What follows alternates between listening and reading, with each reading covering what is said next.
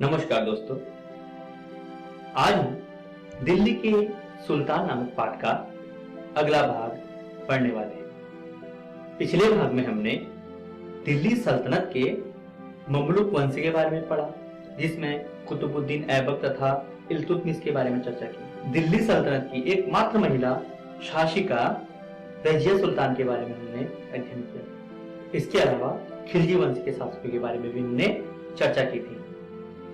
आज की इस वीडियो में हम बाकी अन्य वंशों की चर्चा करने वाले हैं, जिनमें तुगलक वंश, शैयद वंश, लोधी वंश की चर्चा करेंगे। साथ ही दिल्ली सल्तनत के विस्तार के बारे में अध्ययन करते हुए सल्तनत कालीन मस्जिदों, न्याय व्यवस्था तथा कृषि व्यवस्था के बारे में हम अध्ययन करेंगे। तो चलिए शुरू करते हैं तुगलक वंश से। बच्चों, यह है गयासुद्दीन तुगलक।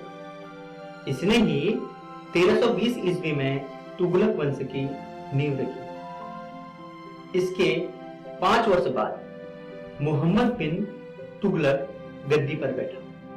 यह कुशल तथा समृद्ध शासक था। इसने लगभग 2.5 दशक तक शासन किया।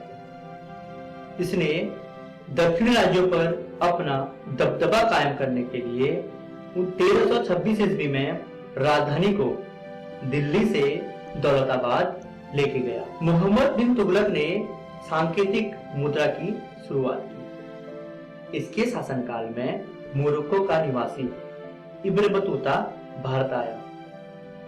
मोहम्मद बिन तुगलक ने इसे दिल्ली का काजी नियुक्त किया। इसी के शासनकाल में दक्षिण में हरिहर तथा बुक्का ने विजयनगर साम्राज्य की स्थापना की। तुगलक वंश का अगला शासक था फिरोज शाह तुगलक, जो कि मोहम्मद बिन तुगलक के बाद दिल्ली के सिंहासन पर विराजमान हुआ। उसने ही सर्वप्रथम सिंचाई कर वसूलना शुरू किया। उसने फिरोजाबाद, हिसार तथा जौनपुर शहरों को बसाया। दिल्ली सल्तनत का अगला वंश था सैयद वंश। इस वंश की स्थापना खिलजी खान ने की। इसे अमीर तैमूर ने अपना राज्यपाल नियुक्त किया था। इसने दिल्ली के वास्तविक शासक दौलत खां को पराजित कर दिल्ली में सैयद वंश की स्थापना की। वह लोक कल्याणकारी नीति तथा उच्च कोटि के प्रशासन के लिए प्रजा के बीच काफी लोकप्रिय था। सैयद वंश के बाद दिल्ली में लोधी वंश की स्थापना हुई। यह दिल्ली सल्तनत का अंतिम राजवंश था। 1451 ईस्वी में बहलोल लोधी ने लोधी वंश के नाम से प्रथम अफगान राज्य की स्थापना की। उसका अधिकतर समय विद्रोहों के दमन में बीता। बहलोल लोधी ने दिल्ली में लगभग 38 वर्षों तक शासन किया, जो कि दिल्ली सल्तनत के सभी शासकों में सबसे अधिक समय है। बहलोल लोधी की मृत्यु के बाद 1489 में दिल्ली की कमान सिकंदर लोधी ने संभाली। उसका मूल नाम निजाम खां था। उसने सीमा विस्तार के साथ आर्थिक सुधारों पर भी जोर दिया था। सिकंदर लोधी का मकबरा दिल्ली में स्थित है। इसी ने ही आगरा शहर की स्थापना भी की। इसकी मृत्यु के बाद इसका सबसे बड़ा पुत्र इब्राहिम लोधी 22 नवंबर सन 1517 ईस्वी को गद्दी पर बैठा। वह लोधी वंश का अंतिम शासक था।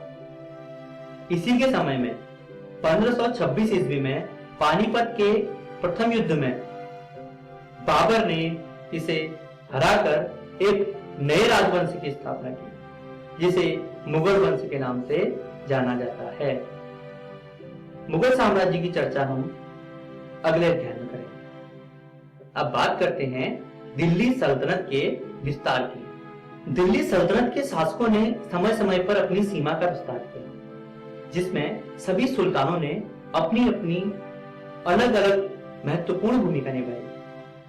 कुतुबुद्दीन ऐबक अपने साम्राज्य को बढ़ाते हुए बंगाल, बिहार तथा ग्वालियर पर अधिकार जमाने में सफल रहे।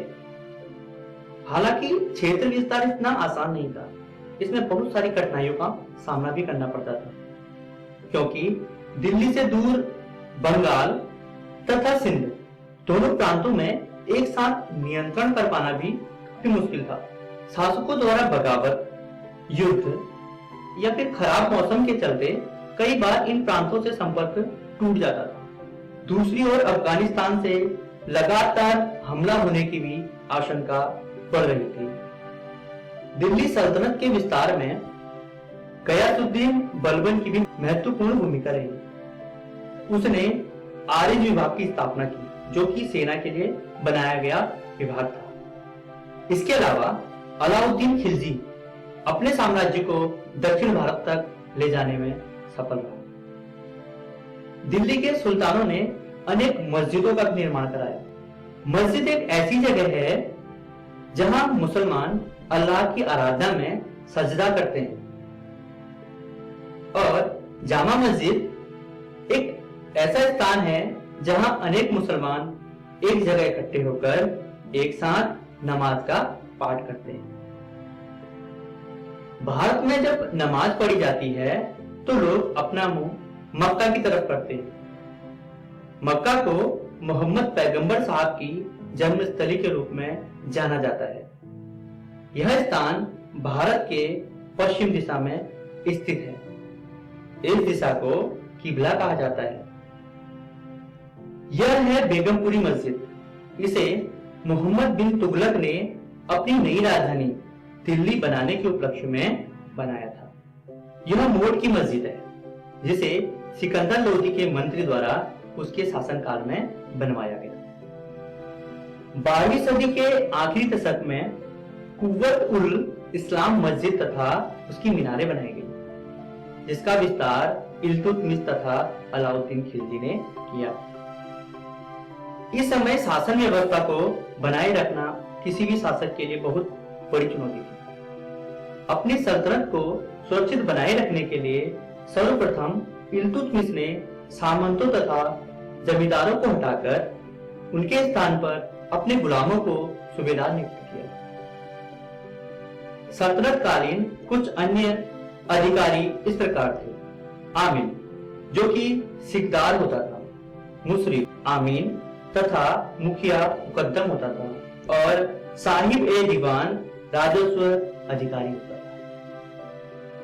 इस काल की न्याय व्यवस्था का सर्वोच्च अधिकारी सुल्तान हुआ करता था, जो इस्लामिक कानून के अनुसार न्याय का संपादन करता था।